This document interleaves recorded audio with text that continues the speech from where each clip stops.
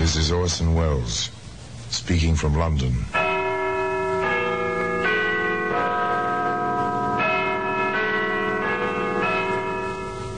The Black Museum, a repository of death, a repertorium of violence. Here in the grim stone structure on the Thames, which houses Scotland Yard, is a warehouse of homicide, where everyday objects, a teacup and its saucer, a lady's parasol, a surveyor's chain, all are touched by murder. You take this mallet. It's a familiar object, a wooden mallet, worn, got a wooden head, marked, nicked with all its uses. Maybe you have one in the cellar, in the forgotten tool chest at the bottom of your closet, in the toolbox of your car. But I doubt if you would care to own this one. Hello. Here's something, Constable. Just an old mallet, Sergeant. Yes, notice the grease on it. And these. They look a bit like hair, don't they? Human hair. Well, anyway, today, the mallet can be seen in a very special place of honor, in the Black Museum.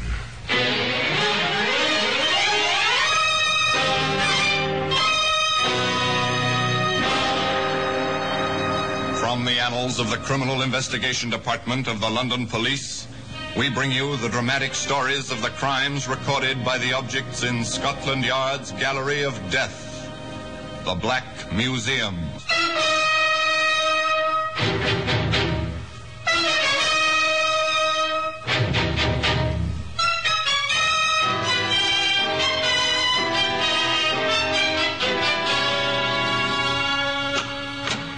Well, here we are, the Black Museum. Scotland Yard's very special, very particular museum of murder.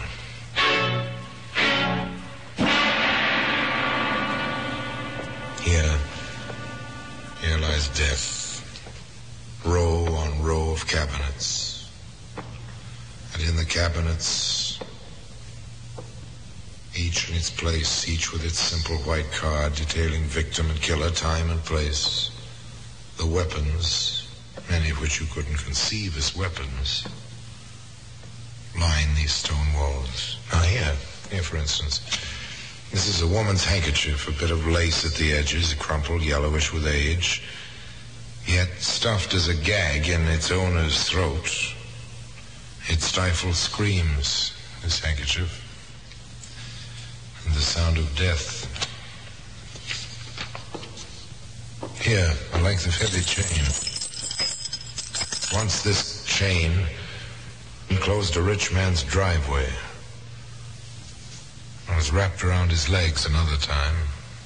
It weighted his body in his private lake until the grappling hooks took hold.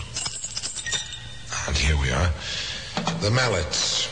Little white card says, in part, Guy Fawkes Day, bonfire night. Guy Fawkes Day, it's November 5th. It's an old English tradition, you know. The celebration of Mr. Fawkes's attempt to blow up the House of Commons, the English House of Congress, almost 350 years ago. Every November 5th, bonfires of all sizes are to be found on the English countryside as part of this celebration. And that's why, you see, no particular attention was paid to a particular bonfire near a highway in Northampton, one November 5th. Although one fellow did comment. Quite a blaze, that one, eh, Davy? Yeah, flames the street 15, 20 feet. Silly to build a fire that big way out of here. Well, maybe the fellas wanted London to see it, eh? Well, every man to his own idea, I always say. You see, no particular attention for that moment. Now listen a moment. Yes, a man running up the road, past the two fellas trudging home. Hey, mister, anyone at that bonfire? Didn't look in a hurry, getting on to town. Yeah, I say, he's travelling. Think he's going to catch a train here about this time of night.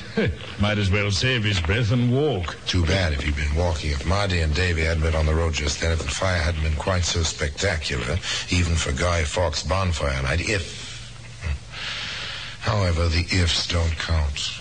Davy was a touch curious about that bonfire now, as he and his friend came almost abreast of the blaze. Mighty big fire. Think we ought to take a look, Marty? Oh, I'm tired. Fella said there wasn't nobody over there. He didn't. Said he didn't look. Well, I'm going to. Those spots get into the trees, we can have trouble, the wind and all. Oh, all right. Have it your own way. Hey, blimey. You can feel the heat right over here. Here, that's no bonfire. It's a car burning. Here, we got to get help. This will make trouble. Come on. The two men dashed for town in the wake of the man who passed them, and there in the village, they found the local police constable. Quickly, they gathered tools left over from the day's bombing and buckets, stirrup pumps, and raced back to the fire in the constable's old car. They didn't waste talk at the scene. In a matter of minutes, the blaze was under control. A few minutes more, and they could get close enough to see into the car, or see into what was left of it. Not too close, men. There's a lot of heat there. Here, constable, point that flashlight over there. Where? To the right. No, more to the right. The front seat. Looks like a bundle of rags. Oh, that's no bundle. That's what's left of a man.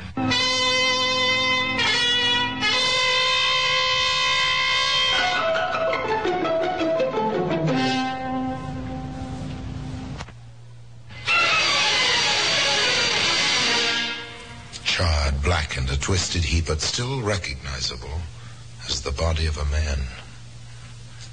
When the first shock was past, the local police constable ordered the men to stand watch while he telephoned. Before dawn, the experts were on the job. All right, Sergeant. What have we got so far? Number of the car, sir, MU2489. Some fragments of the clothing, garter buckles, belt buckles. A few pieces of cloth. That's about all, Inspector. Yeah, not much to go on. Oh, well, maybe pathology will give us something. Meanwhile, trace the registration, find the owner, search the area around here carefully. Routine, Sergeant. Let me know. Yes, sir. The usual. Now then, you two. Yes, sir? I see. About this fellow who passed you running away from here, what did he look like? Well, it was pretty dark last night, sir. Well, he had no hat on. Yes, sir, Marty's right. No hat, but a top coat and a briefcase. I see. Anything else? Notice his hair? Well, it were dark. Seemed like a lot of it, sort of a round face. You couldn't see his eyes or anything like that. How old do you think he was? Well, he was running pretty fast, like. Well, nobody over 35 could run like that with a coat on and all. Well, unless he's been an athlete, of course. Oh, well, no matter about that. Anything else you remember about him? Not me, sir. Here, Inspector, do you think he had something to do with this? We're not ready to think yet. First, the facts have to be gathered. We'll get out this fellow's description. He may recognize himself and offer to help. Meanwhile, we'll find the owner of the car. A great deal of... The fellow didn't offer any help. All the newspapers carried his description, but there were no results. The number of the car did bring results, however, and the person of a youngish woman who gave her name as... Nora Williams. It was my husband's car. He works as a salesman for a firm in Northampton. He's on the road a lot. He set out this time on the 4th. There's no use your viewing the remains, Mrs. Williams, but perhaps you can identify these. What are they? Garter buckles, a belt buckle. Oh, that's all that was left? Are they familiar to you, Mrs. Williams? No, not at all. My husband never wears a belt, only braces. I see. Mrs. Williams, was your husband on his way to his firm, the home office, so to speak? I don't know. Oh, he didn't say? No, and I called the firm. They said they didn't expect him until next week. Williams, Robert Williams, owner of the burned car. He never wore a belt. His firm didn't expect him for a week. Interesting. Maybe not quite as interesting as the little scene in progress under the wreck of the burned car. Hello. Here's something, Constable. Just an old mallet, Sergeant. Yes, notice the grease on it? And these. They look a bit like hair, don't they? Human hair.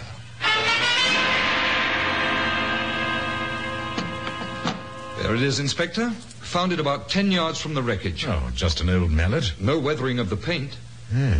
Grease, bits of hair. How far was it from the petrol tin? Just a few feet. Another few steps away, that scorched area began. Oh, the main area, or that sort of trail we found burned through the weeds? The trail, sir. Ah. You're reconstructing something, Sergeant. Let's have it. Well, sir, suppose that someone hit Williams with the mallet and drove the car off the road. Mm-hmm. Then threw some petrol from the tin on the car and laid a kind of trail of it until the tin was empty. Yes. This party might have tossed away the mallet, dropped the tin, and thrown a lighted match onto the gasoline. It's possible, Inspector. Yeah. You may be closer than you think. Pathology reports that the man who died had been drinking heavily, and that the bits of cloth we found had been soaked in petrol. Soaked in it, sir? And not burned? The cloth came from the armpits of the dead man's jacket. Soaked to the armpits in petrol. Whoever wanted Williams out of the way was thorough, to say the least. Yes, but we don't know yet, Sergeant, if the corpus delicti is Williams. All we know is that Williams is missing, and his burning motor car contained a corpse. Yes, sir. But if the body isn't Williams, then our missing man... Maybe Williams, and maybe a murderer. Well, we'll see.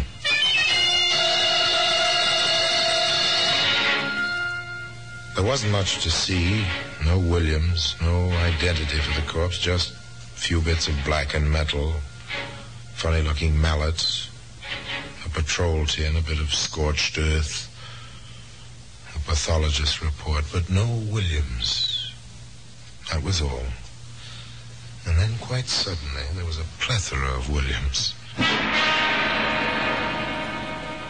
My name is May Williams. I haven't heard from my husband for 3 days. It's not like Robert. We were married in May. He wanted it then because my first name is May.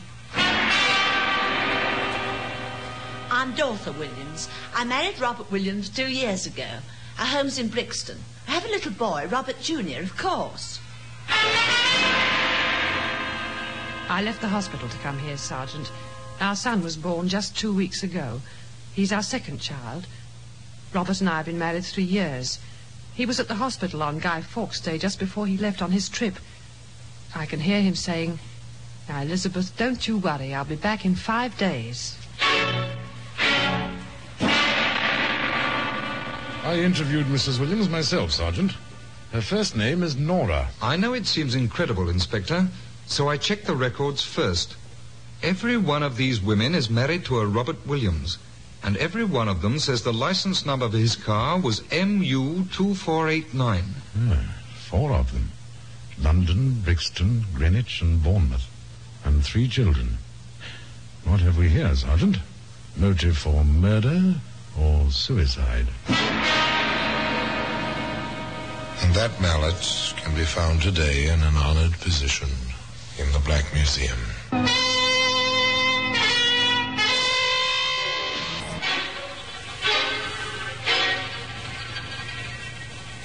Inspector Lorch and Sergeant Bradden found themselves of a common, if curious, state of mind. There was the very human and male tendency towards some small admiration for a man who could keep 4 wives reasonably happy, when most men have their difficulties with one. And there was the very stern necessity of finding this Robert Williams, who disappeared apparently into thin air, or who'd been burned to death on bonfire night in a blazing automobile. However, Inspector Lorch and Sergeant Bradden had something to work with now. They had 3 wives. The first one to be questioned was Dorothy Brixton. What can you tell me of his usual route in his business, Mrs. Williams? Nothing in that, Inspector. Robert never talked business much at home. Oh, what then, Mrs. Williams? What then?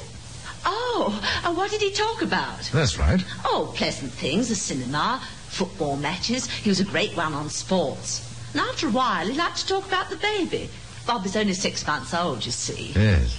Was there any regular time he was at home, like the 1st and 3rd weeks of the month, for instance? No, sir.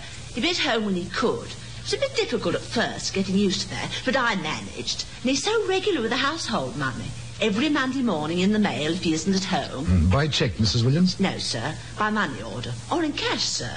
Have you cashed in the last money order? Would you know where it was drawn? No, I can't say, sir. I never took notice of that. Oh, Inspector? Nothing much there. Nothing much except a picture of a quiet, rather shallow fellow interested in sports. It was Sergeant Braddon who took on May Williams. May Williams was young and quite pretty and very frightened. To you, Mrs. Williams, 3 days is a long time. Like 3 years, almost. He wrote me every night he was away, and now... Oh, Sergeant, that wasn't my Robert in that car, was it? We don't know. Not yet, anyway. Suppose it wasn't. Suppose your husband has just disappeared. Oh, he'd never do that. Robert's a wonderful man. Athletic, thick dark hair and a round face, almost like a boy's. That much tallies with the man on the road, at any rate. We hope we can help you find your husband, Mrs. Williams. Elizabeth Williams is no fool, and a newborn baby can be quite a problem when your only means of economic support has disappeared. You see, Inspector, he told me this trip was taking him to Kent, and now the car's turned up in Northampton. Well, you can see why I'm so worried. And under those circumstances, of course. I never questioned Robert very much about his trips. I guess I was too glad to see him home. And he never stayed long enough to wear out his welcome. Ours wasn't a slippers and pipe kind of existence. And do you have many friends in your neighbourhood there in Bournemouth? I do. Robert never cared to go out much. I see. Well, for a man of about 35, that doesn't seem, well, too normal. We liked each other's company, and there isn't very much money. So when Evelyn was born, we let ourselves get tied down. Now that Gerald's here, well, even more so. And you say he was at the hospital on Guy Fawkes Day? Yes, he brought flowers. Oh, I told him he shouldn't spend money on frippery like that, but it was sweet, and... Yes, he did say something about tomorrow will have to take care of itself. Of course, not one word to any of the 4 women about the others. This was a matter for the inspector and the sergeant to keep strictly to themselves for a while at least. But beyond this, nothing. No sign of Robert Williams. Routine, if thorough, checks were made of the 4 areas where the 4 women lived. Inspector Lorch here. Call for you, sir. Mr. Thomas Brickwell from Faringham. Oh, I don't know any Brickwell. He says he wants the inspector in charge of the Williams case. Oh, does he? All right, put him through, Sergeant. I'll speak to Mr. Brickwell. Yes, sir. Inspector Lorch speaking. My name is Brickwell. I own a dry goods shop in Faringham, 215 Harley Road. Go on, Mr. Brickwell. I'm fed up with this Williams fellow. Think it's high time you police did something about it. Well, we hope to, sir, quite soon. Then why don't you pick him up, today? Have you any idea where he may be? He's on the 10:30 bus for Bournemouth. What? Left my house just a while ago. Oh. As far as my daughter Mary is concerned, I'd be just as pleased if she never saw him again. Oh, is he your son-in-law, Mr. Brickwell? Not yet, and never, if Mary will listen to me. I don't like the whole thing, Inspector. Turns up without his car, then the car is reported burned up, and Williams won't go to the police. Mumbles something about not wanting to be involved. It's a funny business, and I'm interested in protecting my daughter. Well, you've been most helpful, Mr. Brickwell. We'll be in touch with you shortly. Good day, sir. Good day, Inspector. Yes, sir? Sergeant, our man is on the bus that left Faringham for Bournemouth at 10:30. Check its first stop and pick him up. It looks as if he left his latest conquest to visit his latest offspring.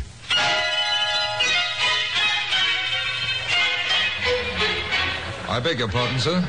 Is your name Williams? Robert Williams? Oh, yes, it is. What can I do for you? I'm from the CID, sir. I hope you don't mind coming along. Inspector Lorch would appreciate a word with you. May I see your identification? Of course. Here you are. I see you. Oh, very well, Sergeant. You know, it's a little strange. Actually, I was on my way to see you. Well, that was his story. And he stayed with it all the way. He was on his way to the yard to tell his story. And it was quite a story. Let's have that again, Mr. Williams. I picked up this hitchhiker, you see, just below Northampton. He had a bottle and began to drink rather steadily. See? I was just about on the verge of asking him to leave the car when the engine began to cough. I was getting out of petrol, so I pulled over to the side of the road and off. My passenger seemed to be asleep. I took the petrol tin from the back, the one I keep for such emergencies, you see, and just as I started for the road, the man called out. Oh, he wasn't asleep then. Apparently not. Did I have a smoke on me, he wanted to know. I tossed him a cigar. Never smoked myself, but Just keep them for the customers. You know how that is. Yes, of course. Go on, Mr. Williams. Well, I started for the road again. Suddenly I heard a kind of whoosh behind me. I looked, and my car was a sheet of flame. My passenger was in the middle of it. I must have panicked. The next thing I knew, I was running up the road. And that's all you remember? That's all. Anything you want to ask him, Sergeant? Yes, sir. Mr. Williams, you took your briefcase with you when you went for petrol? I was afraid my passenger might steal it. He had his hand on it several times earlier. You don't wear hats, Mr. Williams? I must have lost it. When I realized I was running away, I realized, too, that I had no hat. I bought a new one. How about trouser belts, sir? No, only braces. That's all. Thank you, Inspector. Now, tell us, if you will, Mr. Williams, why you never came forward until we found you. Oh, that. Well, I guess you'd better know. You'll find out anyway. Women. Too many of them. You are married, aren't you? Well, to one of them. Nora. A loyal girl. No questions asked. Wonderful woman. Yes, she is. We've talked to her. In fact, she's on her way here now. You won't mention what I told you, gentlemen, about the others? Between us men, that is. Yes, we'll respect your confidence, Mr. Williams, as far as the law allows. Mr. Williams, did you have a mallet in the toolbox of your car? Yes. Yes, I did. Used it for pounding dents out of fenders. Did you take it out when you stopped along the road on bonfire night? Oh, come to think of it, I did. The cap of the petrol tin seemed stuck, and I think I used it to loosen the cap. And then? Well, I must have dropped it near the car. Yes, you must have. Well, that'll do for now. If you'd care to wait for your wife, Nora, you can wait in the next room. Oh, thank you, gentlemen. I'll do just that. This way, Mr. Williams. Well, thank you, Sergeant. Thank you very much. Well, sir? 4 women. Not too much money. You pick up a tramp no one will ever miss, get him drunk, burn your car and the tramp, let the world think you died in your own car, and start over. Seems so simple. It's really quite complicated. And where there are complications, there are always discrepancies. Aren't there, Sergeant?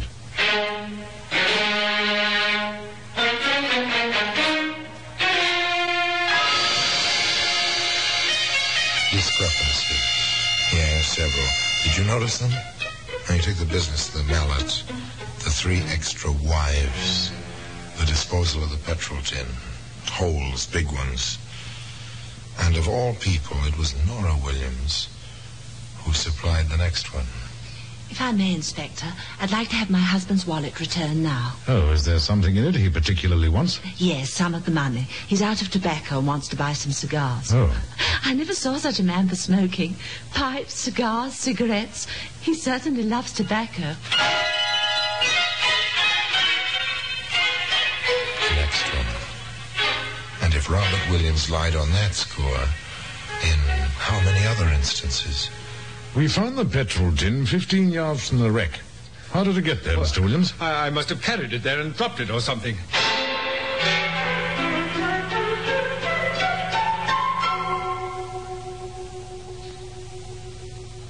Our pathologist states positively that the hairs caught on the mallet are human hairs. How do you account for that, Mr. Williams? How should I know? Maybe somebody got hit with it somewhere, sometime. How should I know?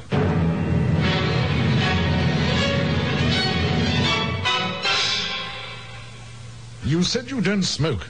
And then your wife asked for your money to buy tobacco. Why did you lie, Williams? What's she trying to do? Frame me? I suggest, Williams, that you had petrol in that tin all the time. That you poured it over that vagrant after you knocked him unconscious with a mallet. That you laid a trail to the car and set fire to it yourself. Ridiculous. Absolutely ridiculous. What for? Why should I do a thing like that? We have that answer, Williams. All 4 answers. In London, Brixton, Greenwich and Bournemouth. And a possible 5th in Faddingham. Your story doesn't wash, Williams. We're charging you with willful murder. And I warn you that anything you say will be taken down in writing and may be used in evidence. Now, about this mallet. And that mallet can be found today if you look for it. In an honored place. In the Black Museum. No one actually saw the crime committed by Robert Williams, did they? But the circumstances were clear, and certainly Williams's life was the life of a rascal, to say the least. However, it may interest you to know that the day following Williams's execution, a London newspaper published a last-minute interview with the prisoner in which He confessed the crime, admitted the details as Inspector Lodge had deduced them, and revealed for the first time that the man he killed was entirely unknown to him, a vagrant whom he'd picked up in his car once or twice before. To the extent that Williams paid with his life, justice was served. Of the 4 women who'd been his dupes, nothing is known except that they picked up the pieces of their lives as well as they could. And the mallet, our exhibit, can be found in its customary place in Scotland Yard, in the Black Museum. And now, until next time, till we meet again in the same place, and I tell you another story of the Black Museum, I remain as always, obediently yours.